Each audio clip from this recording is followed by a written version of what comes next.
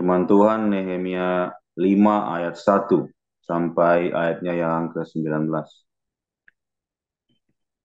Maka terdengarlah keluhan yang keras dari rakyat dan juga dari pihak para istri terhadap sesama orang Yahudi.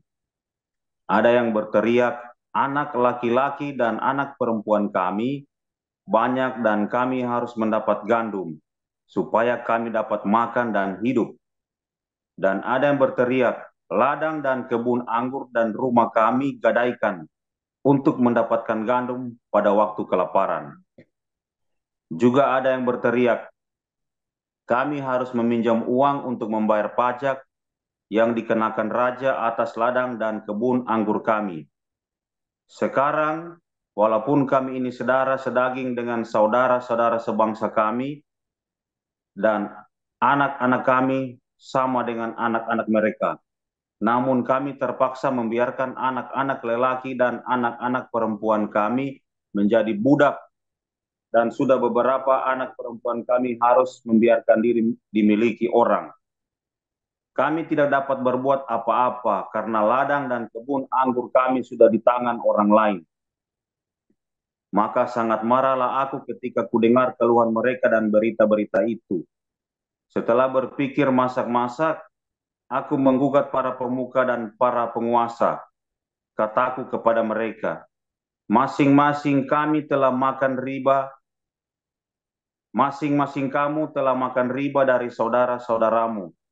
Lalu kuadakan terhadap mereka suatu sidang jemaah yang besar. Berkatalah aku kepada mereka, kami selalu berusaha sedapat-dapatnya untuk menembus sesama orang Yahudi yang dijual kepada bangsa-bangsa lain. Tetapi kamu ini justru menjual saudara-saudaramu supaya mereka dibeli lagi oleh kami. Mereka berdiam diri karena tidak dapat membantah. Kataku, tidaklah patut apa yang kamu lakukan itu. Bukankah kamu harus berlaku dengan takut akan Allah kita untuk menghindari diri dari cercaan bangsa-bangsa lain, musuh-musuh kita. Juga aku dan saudara-saudaraku dan anak buahku telah membungakan uang dan gandum pada mereka. Biarlah kita hapuskan hutang mereka itu. Biarlah kamu kembalikan kepada mereka hari ini juga ladang mereka, kebun, kebun anggur, kebun zaitun, dan rumah mereka. Pula hapuskanlah hutang mereka, yakni uang serta gandum, anggur dan minyak yang kamu tagih daripada mereka. Berkatalah mereka, itu akan kami kembalikan dan kami tidak akan menuntut apa-apa dari mereka. Kami akan lakukan tepat seperti yang engkau perintahkan. Lalu aku memanggil para imam dan menyuruh mereka bersumpah bahwa mereka akan menepati janji mereka. Juga ku kebas lipatan bajuku sambil berkata, demikianlah setiap orang yang tidak menepati janji ini akan dikebas Allah dari rumahnya dan hasil jeripayanya. Demikianlah ia dikebas dan menjadi hampa, dan seluruh jemaah berkata, amin. Lalu memuji-muji Tuhan, maka rakyat berbuat sesuai dengan janji itu. Pula sejak aku diangkat sebagai bupati di tanah Yehuda, yakni dari tahun ke-20 sampai tahun ke-32 pemerintahan Artasasta, jadi 12 tahun lamanya. Aku dan saudara-saudaraku tidak pernah mengambil pembagian yang menjadi hak bupati. Tetapi para bupati yang sebelumnya yang mendahului aku sangat memberatkan beban rakyat. Bupati-bupati itu mengambil dari mereka 40 sikal perak sehari untuk bahan makanan dan anggur. Bahkan anak buah mereka merajalela atas rakyat. Tetapi aku tidak berbuat demikian karena aku takut akan Allah. Aku pun memulai pekerjaan tembok itu, walaupun aku tidak memperoleh ladang dan semua anak buahku dikumpulkan di sana khusus untuk pekerjaan itu.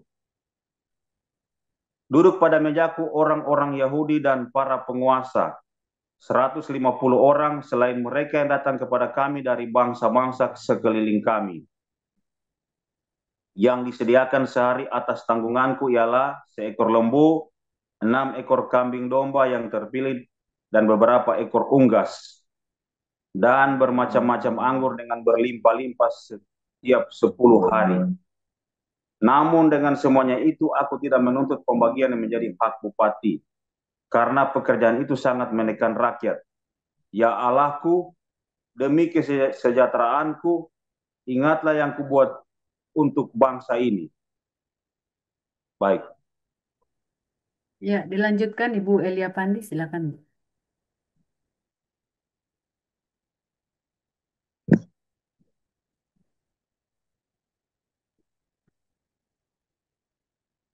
Dua Korintus pasal yang ke-11.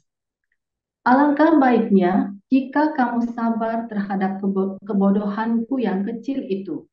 Memang kamu sabar terhadap aku, sebab aku cemburu kepada kamu dengan cemburu ilahi, karena aku telah mempertunangkan kamu kepada satu laki-laki untuk membawa kamu sebagai perawan suci kepada Kristus. Tetapi aku takut kalau pikiran kamu disesatkan dari kesetiaan kamu yang sejati kepada Kristus, sama seperti Hawa diperdayakan oleh ular itu dengan kelicikannya. Sebab kamu sabar saja jika ada seorang datang memberitakan Yesus yang lain daripada yang telah kami beritakan, atau memberikan kepada kamu roh yang lain daripada yang telah kamu terima, atau Injil yang lain daripada yang telah kamu terima. Tetapi menurut pendapatku, sedikit pun aku tidak kurang daripada rasul-rasul yang tak ada taranya itu. Jikalau aku kurang paham dalam hal berkata-kata, tidaklah demikian dalam hal pengetahuan, sebab kami telah menyatakannya kepada kamu pada segala waktu dan di dalam segala hal.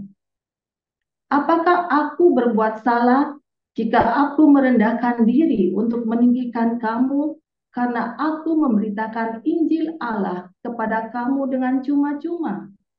Jemaat-jemaat lain telah kurampok dengan menerima tunjangan dari mereka supaya aku dapat melayani kamu. Dan ketika aku dalam kekurangan di tengah-tengah kamu, aku tidak menyusahkan seorang pun, sebab apa yang kurang padaku dicukupkan oleh saudara-saudara yang datang dari Makedonia. Dalam segala hal, aku menjaga diriku supaya jangan menjadi beban bagi kamu, dan aku akan tetap berbuat demikian. Demi kebenaran Kristus di dalam diriku, aku tegaskan bahwa kemegahanku itu tidak akan dirintangi oleh siapapun di daerah-daerah Akaya. Mengapa tidak? Apakah karena aku tidak mengasihi kamu? Allah mengetahuinya. Tetapi apa yang kulakukan akan tetap kulakukan untuk mencegah mereka yang mencari kesempatan guna menyatakan bahwa mereka sama dengan kami dalam hal yang dapat dimegahkan. Sebab orang-orang itu adalah rasul-rasul palsu, pekerja-pekerja curang yang menyamar sebagai rasul-rasul Kristus. Hal itu tidak usah mengherankan, sebab iblis pun menyamar sebagai malaikat terang. Jadi, bukanlah suatu hal yang ganjil jika pelayan-pelayannya menyamar sebagai pelayan-pelayan kebenaran. Kesudahan mereka akan setimpal dengan perbuatan mereka. Kuulangi lagi, jangan hendaknya ada orang yang menganggap aku bodoh.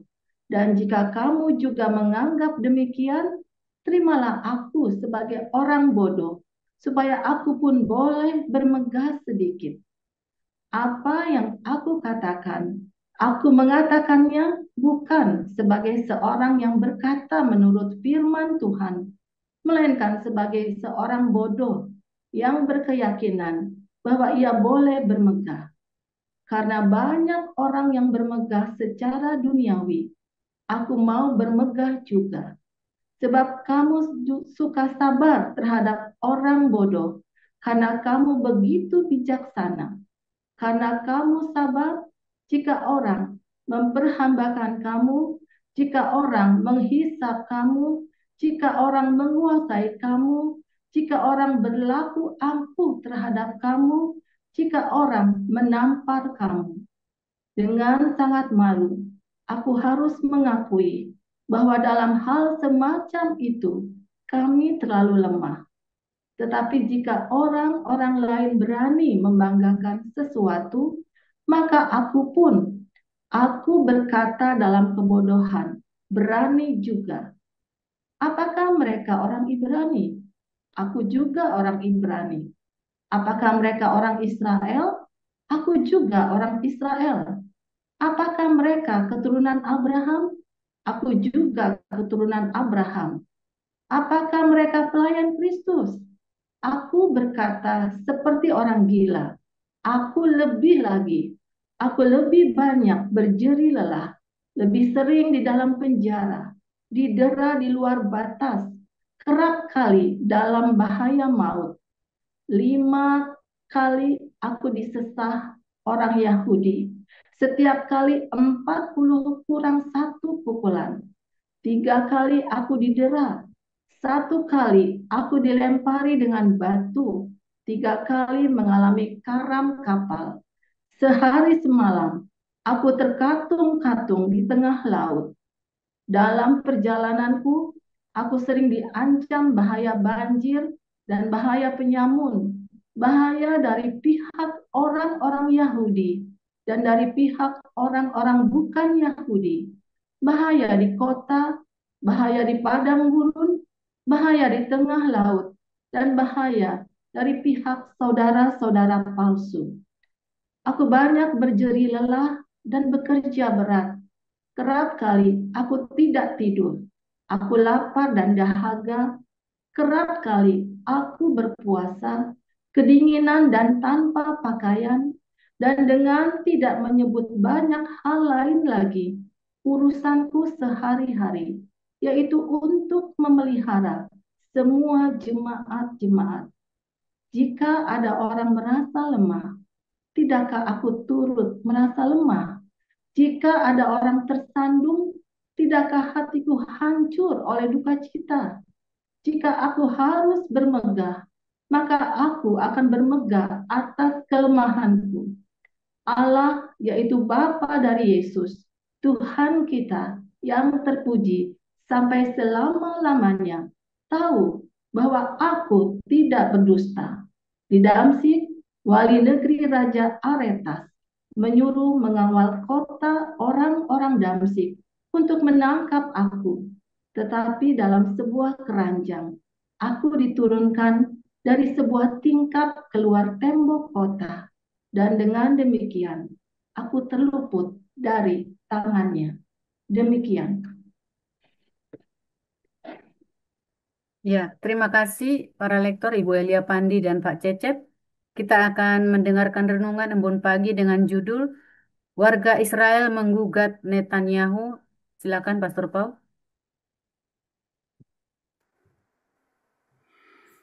Haleluya, firman Tuhan selalu baru setiap hari.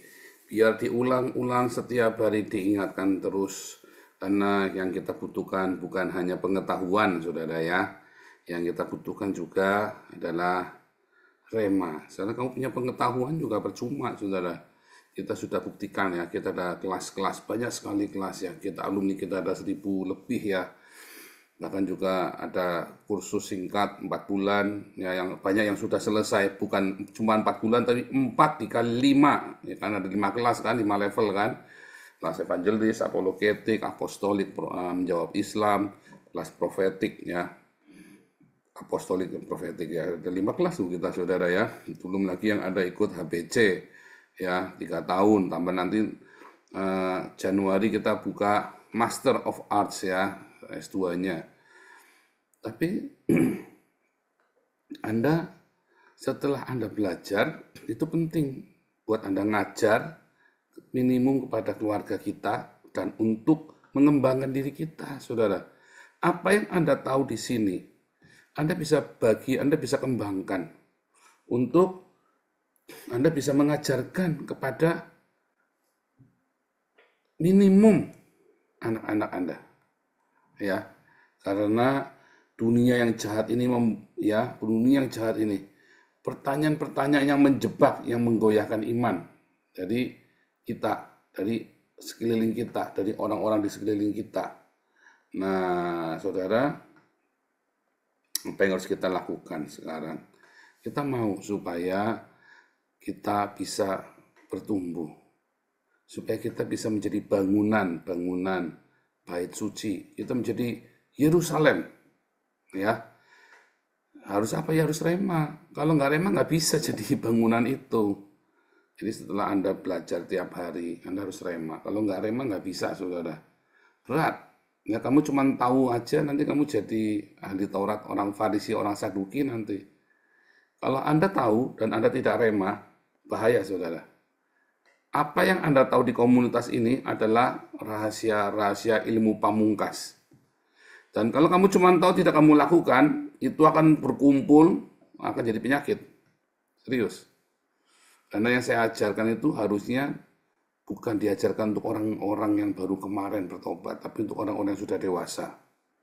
Lalu Anda senang terima pengajaran, wah ini dia nih.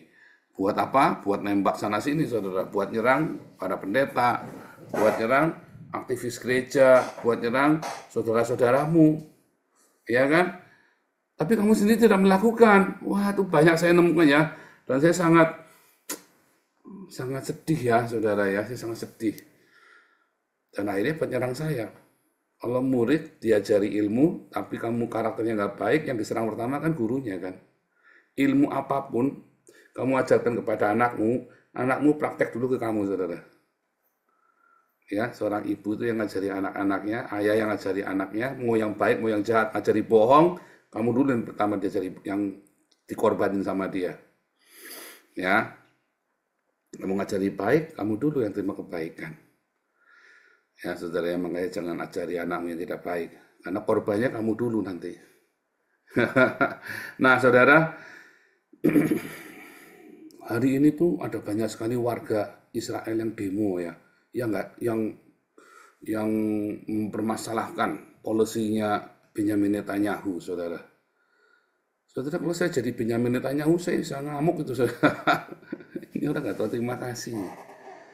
Ya, bahkan bilang we have no king. Kalau di Amerika kan sekarang lagi keluar jargon-jargon we have no king. Donald Trump itu bukan raja. Kamu harus berunding dulu, padahal sudah berunding, saudara. Tapi kan polisi negara tidak harus selalu berunding, ya kan? Ada dalam kondisi darurat segala macam, ada hal-hal tertentu batasan-batasannya, tapi rakyat nggak ngerti, ya. Dan selalu menggunakan celah-celah dengan alasan demokrasi, saudara ya. Mereka tidak tahu yang mereka ngomongkan apa, saudara. Lalu mereka protes, ya. Protes ini ya. Kita ini ada live di Facebook dan di TikTok, saudara ya. Selain di Zoom, di YouTube, di Facebook, dan di TikTok, di live, subscribe, viralkan ya, saudara ya. Cuma saya nggak tahu kenapa yang di TikTok nggak bisa langsung keluar ya, langsung meninggalkan jejak. Saya mesti upload ulang, capek ya. Saya belum tahu caranya, dari kemarin saya download gagal TikTok yang baru ini ya. Nah, jadi yang di Facebook sudah langsung, Facebook Joseph Paulus-an, TikToknya Nabi 26 Joseph Paulus-an ya. Oke, kita lanjutkan. Saudara, komunitas kita juga sering begitu ya, saudara. Kita banyak bikin gebrakan-gebrakan yang luar biasa.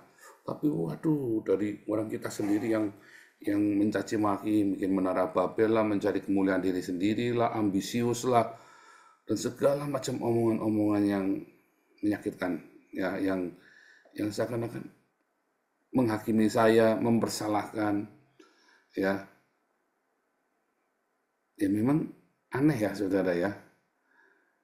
Lalu mulai menghasut, yang cilaka itu mulai menghasut, ya, mulai menghasut itu yang cilaka. Kita tadi baru sering ngalamin begitu ya, saudara. Dan di semua gereja, hampir di semua komunitas begitu. Orang ini senang kumpul, karena senang kumpul. Tetapi begitu sudah sampai titik tertentu, orang ini mau meninggalkan kumpulannya itu, nggak rela, saudara. Nggak rela dia nunggu kumpulannya. Lalu apa? Ngajak-ngajak. Yuk kita kesana aja yuk kita kesana aja yuk. Makanya kalau di live YouTube saya, di live TikTok sama YouTube. Begitu saya lagi live, lalu kamu ngajak-ngajak orang ke channel lain, saudara, langsung saya blok. Kamu nggak usah di sini lagi selamanya. Serius, saudara, saya blok. Kalau orang jualan itu, kamu lagi buka toko, ya, kamu lagi buka warung makan, terus tiba-tiba orang makan di situ, nah enak nih makanannya, yuk kita makan di sana aja di depan matamu, saudara. Yuk kita makan di warung sebelah sana aja, yuk. Kalau kamu berani ngomong begitu di warung saya, kamu tak usir, saudara.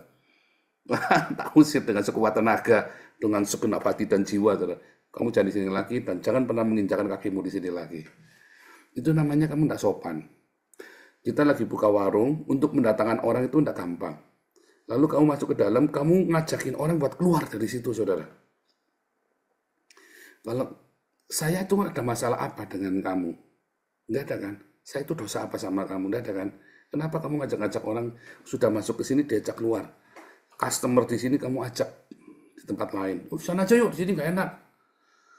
Nah, itu tuh nggak boleh, saudara. Oh, sudah, oh customer enggak, saudara. Harus dilayani itu enggak. Itu sudah attitude, sudah niat kamu dan tidak baik, mau ngerusak. Ya, nah itu nggak boleh. Jadi kamu jangan lagi di tempat kita, lalu kamu promosiin channelnya orang lain, saudara. Itu nggak boleh. Nggak boleh. Ya, itu haram jadah kalau buat saya. Buka toko pun saya nggak boleh. Kalau saya lagi di gereja, kita lagi ibadah pun, kopdar gitu ya. Terus kamu, yuk kita ke sana saja yuk. Itu tuh nggak sopan, nggak boleh, saudara. Itu benar-benar nggak sopan ya, saudara ya. Saya dari dulu nggak pernah saya masuk komunitas orang, di sini nggak enak, ke sana aja yuk, bisik-bisik. Bodoh kamu, jangan di sini, ke sana aja yuk. Dari dulu saya nggak pernah begitu, saudara. Pantang ya. Tapi ada orang-orang hatinya jahat aja, siapa yang suka begitu? Kamu nanti akan kena karmanya, saudara. Karma ya. Kenapa? Kamu akan ketemu dengan orang yang sejenis, yang suka ngajak-ngajak seperti itu. Dan itu adalah orang-orang dekatmu nanti. Orang yang suka begitu akan kumpul dengan orang seperti itu. Ya, itu namanya hukum tarik-menarik, saudara. Kambing akan kumpul sama kambing, domba akan kumpul sama domba. Itu seperti itu. Ya, mengapa Tuhan Yesus memisahkan kambing dengan domba? Kambing kan sama kambing, domba sama domba. Kambing itu makannya sampah, domba itu makannya rumput yang segar. Dia nggak mau makan sampah. Kambing itu punya kelenjar bau, makanya bau kan, makan kambing itu kan. Makan domba itu nggak bau. Kambing itu kan keras kan, ya kan? Kalau domba itu nggak keras, lembut sudah dagingnya. Kenapa? Karena kambing makannya sampah. Nah, ada orang-orang yang suka makan sampah. Orang-orang dursila katanya, yang kalau dalam kitab Tuhan itu, maka orang-orang dursila ini mulai menghasut. Nah, ada ya orang-orang seperti itu. Saudara, orang-orang seperti ini hidupnya nggak maju, saudara. Orang-orang ini ya muter-muter di sana. Muter-muter, dia hidupnya akan penuh dengan pengkhianatan dalam hidupnya dia. Ya, orang-orang seperti ini hidupnya penuh dengan sungut-sungut. Nah, waktu di tempat kerja juga begitu, ya. Waktu kamu kerja, ini bosnya nggak benar, ini begini ngerasani, saudara ya. Lalu kamu bikin satu kantor itu mogok kerja, saudara. Ya, satu kantor itu mogok kerja. Satu kantor itu padahal terima gaji loh, saudara. Padahal terima gaji. Hati-hati, saudara, kalau kamu melakukan seperti itu. Orang Buddha bilang karma, orang Hindu bilang karma, ya.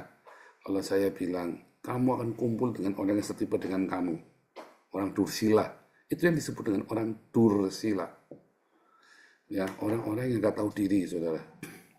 Siapa di sini kalau di kantor suka ngerasani bosnya, lalu kamu pergi, saudara, dan ngajak-ngajak. Padahal kamu terima uang dari bosmu, saudara. Kurang, ya mau kurang, mau nggak, kan kamu terima di situ kan. Dan kalau kamu nggak suka, keluarnya baik aja, saudara. Kan kamu waktu mau di situ kan juga nggak dipaksa kan. Dan kamu terima uang. Oh, di yayasan kita banyak orang seperti itu, ya. Wah, kita sudah nangani orang begitu banyak, saudara. Di belakang kita ya. Entah saya salah apa, padahal orang ini ributnya sama pengurus yang lain, tapi saya dikorbankan. Ya. Padahal yang kita lakukan itu ngasih dia uang bukan karena dia layak dengan uang itu. Serius, saudara, banyak sekali kita bantu orang di yayasan, orang itu tidak layak kita bantu sebetulnya. Kenapa kita bantu? Ya karena kita mau bantu. Tapi orang ini kemudian dia di belakang, ngajak-ngajak ya saudara ya. Bar saudara, wah terus dia korbannya banyak ikut. Ya, waktu Galarwa kan juga sama kan, waktu Galarwa waktu itu kan orang-orang yang kita bantu, kita bayari kontrakan rumahnya, kita bayari sekolah anaknya, kita kirimin sembako. Orang ini ikut menghasut, saudara. Ikut menghasut. Kadang-kadang masih suka ngintip-ngintip di sini mau ngajak-ngajak, ya kan? Masih suka ngajak-ngajak saudara ya. Begitu masuk langsung kosak-kusuk di chat, yuk ke sana saja yuk. Ya ada juga ada orang yang dia ikutin juga ikut gini ngajak-ngajak. Makanya sekarang kita matikan kolom chatnya. Itu namanya kurang ajar saudara, nggak boleh, nggak sopan seperti itu. Itu sama seperti kamu lagi ada orang di gereja ya. Kalau kata nih di gereja Mawar Saron, ini kejadian benar ya di kota Kediri. Ini kejadian benar. Ada sebuah gereja A ya. Gereja A ini pecah pengurusnya. Lalu bikin gereja B, pengurus yang baru. Pengurusnya bikin gereja B. Lalu si gereja B ini ada gereja A lagi ibadah hari Minggu jam 10, saudara. Gereja B juga mau bikin hari Minggu jam 10. Maka mobilnya pakai bis, saudara, dipasang di depannya gereja A, saudara. Setiap orang mau masuk gereja A ditarik, saudara. Masuk ke mobil itu pindah ke gereja B. Dipaksa masuk, saudara. Sampai nggak enak tuh jemaatnya, terpaksa masuk daripada ribut. Dan itu berjalan selama berbulan-bulan. Akhirnya pendeta gerejaannya stroke, saudara. Stres dia. Karena ketakutan. Kenapa? Karena dia juga caranya begitu. Karena dia dulu caranya begitu. Ya. Oh, ini kejadiannya nyata di gereja di Kediri. Kamu cari deh. Siapa yang tinggal di Kediri. Itu kisah nyata yang saya ngomong ini ya. Kejadian 10 tahun atau 15 tahun yang lalu. Waktu saya khotbah di sana. Saya diceritain, saya sampai melongo.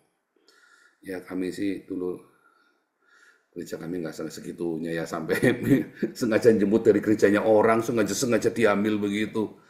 Nah itu namanya itu udah nggak benar saudara ya. Bahkan kamu kalau bisnis itu pun nggak boleh begitu ya saudara, nggak etis, itu namanya nggak etis. Bisnis dunia pun nggak boleh begitu. Ya, Anda jualan warteg aja nggak boleh begitu saudara, nggak etis namanya. Oh kamu bisa dikaplokin orang saudara. Ada orang naik angkot. Ya, terus Anda sekedeknya masuk ke angkot lain, kamu ikut aku, dipindahin dari angkotnya orang. Oh, kamu bisa dibunuh orang tuh, saudara. Bisa dibunuh.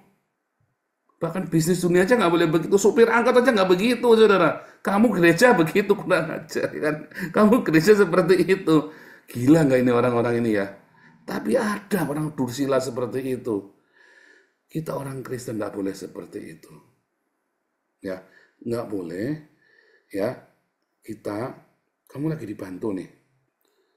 Kamu lagi kerja di sebuah perusahaan. Kamu terima gaji dari perusahaan itu. Lalu kamu ngomongin bosmu, saudara. Dan kamu menghasut karyawan-karyawan yang lain supaya belain kamu. Itu dosa besar, saudara. Itu orang-orang dursila. Sekalipun kamu di pihak yang benar, bosmu gaji kamu kekecilan, atau telat gaji, atau 2 bulan, 3 bulan nggak digaji. Mungkin bosmu kejam lah, apa segala macam. Saudara, jangan saudara. Begitu 1 bulan nggak digaji gajimu, ya, kamu tanya, masih ini nggak? Aku boleh cari kerjaan lain nggak?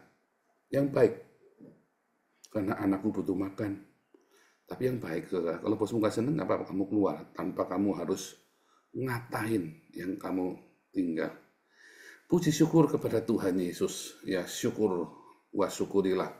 Wal alhamdulillah bismillah biskota PPD di tempat kita ada, tapi enggak sering. Ya, tapi ada saudara kecolongan kita beberapa kali ya. Karena saya juga waktu kerja saya enggak begitu, saudara. Saya kalau kerja, kalau sudah nggak suka sama bosnya, saya tidak akan menghasut yang lain. Saya akan mengencourage, ayo, nggak apa-apa. Kalau saya, karena saya ada pilihan lain. Kalau kamu nggak ada pilihan, jangan. Ya. Sampai dengan hari ini hubungan saya dengan semua bekas bos saya selalu baik. Selalu baik. Bagaimana dengan kamu, saudara? Kamu kalau kerja begitu nggak? Hati-hati kamu, saudara. Itu dosa loh, saudara. Firman Tuhan berkata, hai hamba-hamba, ya taatilah. Bekerjalah kepada Tuhanmu seperti kamu bekerja untuk Tuhan. Apapun yang kamu kerjakan, sekalipun tuanmu itu lalim. Kamu suka, kamu kerja. Kamu tidak suka, kamu jangan hasut yang lain. Oh, kalau di kita, begitu saya tahu begitu, kamu langsung tak usir dari sini. Oh serius saudara ya? Begitu saya tahu dan saya mergoki sendiri. Kalau katanya susah ya saudara. Tapi begitu saya mergoki sendiri langsung tak usir. Lawan kamu ngomong di chat aja langsung tak blok kok. Langsung tak blok. Walaupun orang itu sering di sini saya tahu itu kadang itu juga kadang teman kita. Begitu dia berani, oh kita ke sana saja yuk, langsung tak blok saudara. Berani dia ngajak-ngajak di kolom chat. Ya, siapapun kamu saudara, oh, mau Pak David sekalipun saudara, ya kan, mau dokter itu sekalipun, langsung tak blok saudara. Siapapun kan itu akan merusak suasana. Itu akan merusak suasana saudara ya. Kita lagi membangun ambience supaya naik, nah kamu kembosin tuh, yuk kita ke sana saja yuk, oh, langsung tak blok saudara. Itu beneran saudara ya, itu adalah suatu tindakan yang tidak etis. Sama saja itu kalau dalam dunia kerja. Nah yang saya lagi cerita adalah dunia kerja. Dalam family juga begitu. Kamu nggak suka nih dengan sebuah keluarga besar. Kamu jangan ngatain mereka di belakangnya mereka, saudara. Jangan ngatain orang di belakang yang ngeruasani, saudara. Nggak baik. Belajar, kamu nggak suka, kamu selesaikan ngomong. Jangan ngatain di belakang. Minggir. Kalau mendingan kamu nggak usah ngatain, minggir. Tapi nggak usah ngatain. Anda paling berkepentingan saja sama saya. Nah seringkali saya juga nggak ngerti kalian kenapa mundur. Terus tiba-tiba urusannya kalian muncul di channelnya orang Islam ngomelin saya. Ya balik lagi kayak Amin Wijaya kan. Saya nggak tahu saya punya masalah apa dengan Amin Wijaya. Saya tidak tahu saya punya masalah apa dengan Alengso. Setahu saya Alengso itu ribut sama Pak Stephen. Setahu saya Amin Wijaya ributnya sama Alengso. Tiba-tiba muncul di channel Islam Amin Wijaya sama Alengso ribut. Ngerasani saya, nyelek-nyelekin saya. Nah, itu namanya orang nggak baik. Itu orang durhaka. Blok permanen. Oh, nggak mengasihi itu mengasihi, saudara. Kalau ada orang, ya, dia sudah menyeberang ke lawan ya, ke musuh. Kamu tuh harus blok dia, saudara. Kita mengasihi, tapi kita harus tahu dia itu musuh. Mengasihi itu bukan kamu naif. Oh, kita tuh mengasihi musuh, Pak. Lalu kamu taruh dia. Ya, jadi orang dekatmu. Salah saudara. Musuh tetaplah musuh. Makanya Tuhan Yesus bilang apa? Kasihilah musuhmu. Bukan dilarang bermusuhan. Nggak ada saudara ayatnya. Musuh tetap musuh. Kamu harus hati-hati. Dia musuh saudara. Tapi kamu harus mengasihi musuhmu. Kamu harus hati-hati. Dia musuh saudara. Jangan teledor. Jangan sok. Jangan sok. Oh Tuhan bilang kita nggak boleh musuhan. Anak Tuhan nggak boleh musuhan. Siapa bilang? Yang tidak boleh membenci. Kalau kamu tidak setuju dan itu berseberangan dengan keras, misalnya nih saya dengan saksi Yehova, saya bisa menerima orang saksi Yehova duduk makan, ya, tetapi tidak dengan Amin Wijaya, saudara, tidak dengan Alengso, karena dia sudah menyeberang. Nanti kalau saya duduk makan sama dia, saya salah ngomong, dipegang sama dia, direkam dibalik, saudara. Musuh tetap musuh. Ya, tapi kita harus mengasihi musuh-musuh kita. Kalau dia lagi susah, ada kesulitan, kita bisa bantu, kita bantu. Tapi jangan terus nanti kita sudah tahu nih, ini kan saya cerita yang real ya. Amin Wijaya sekarang menghamili anak gadis seorang, saudara ya. Harus tanggung jawab ya, dia harus tanggung jawab. Anak gadis janda, ngambil janda lari dia, saudara. Saya bilang, oh nggak bener kamu. Saya bilang sampaikan kamu tanggung jawab kamu. Saudara, musuh tetap musuh, tapi kamu harus mengasihi musuhmu. Tetapi kamu harus ingat, saudara, ya harus ingat, kalau kita bekerja, jangan kita yang menjadi orang-orang seperti itu, saudara. Ya jangan. Rezekimu terhalang nanti. Makanya orang-orang yang bekerja dengan profesional, kerja sedikit nggak apa-apa, saudara. Berkatmu itu bukan dari bosmu, saudara. Ya, saya waktu kerja di Bali, saya pernah gajinya telat, saudara. Ya, saya pernah gajinya telat. Tapi bos ini tahu saya loyal. Semua orang ngoceh saya diam, saya tidak pernah komplain. Saya ditanya, gimana Paul?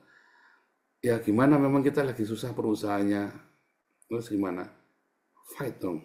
Yang penting anak buah saya gajian dulu. Loh, Iya, so saya bilang yang penting anak buah saya gajian dulu, boleh nggak?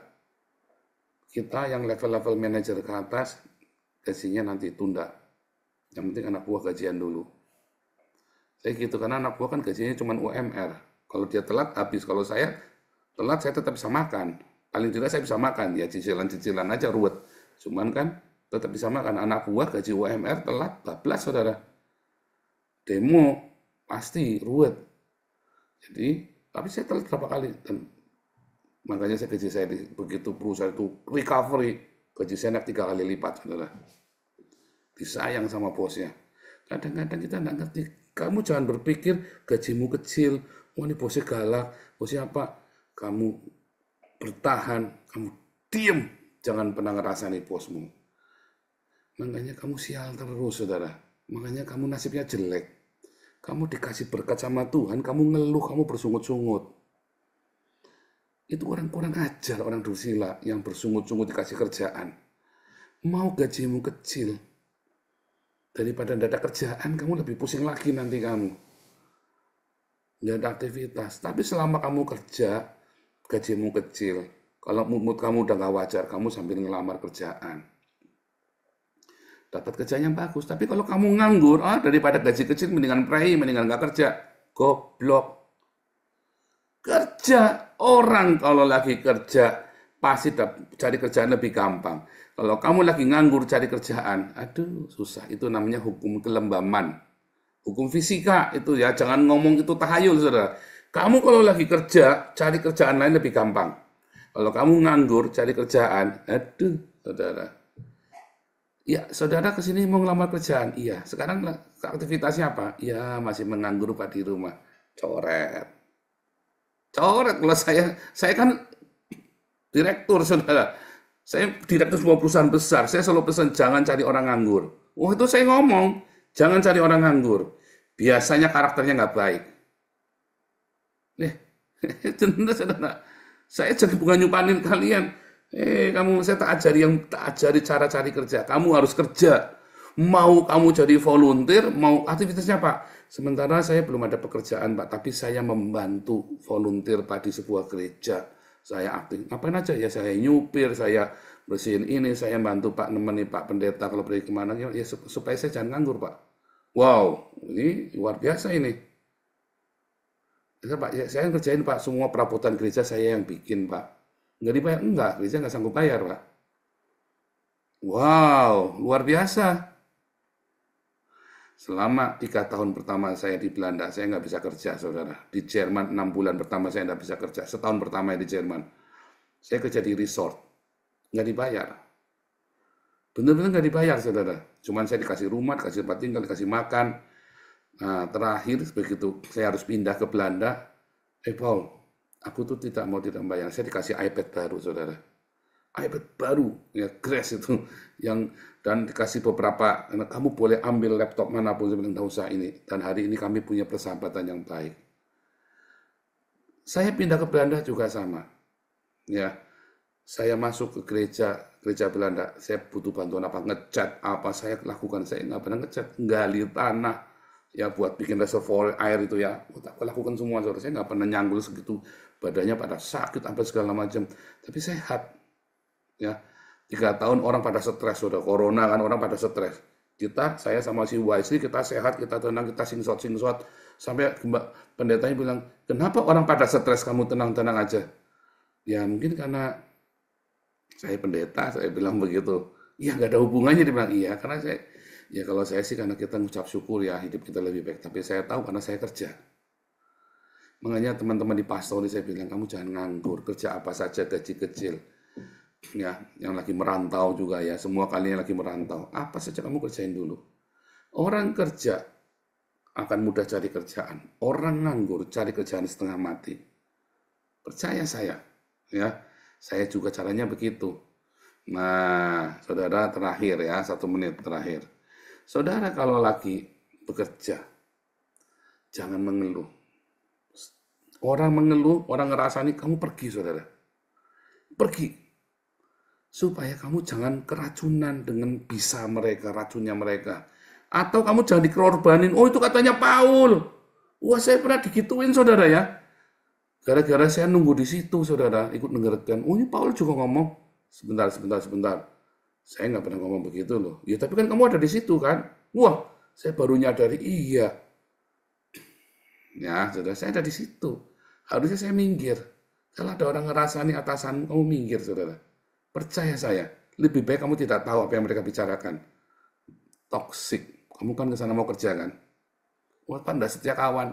Emang temen kamu nanti mau ngasih makan kalau kamu kere? Aduh, jangan saudara. Minggir.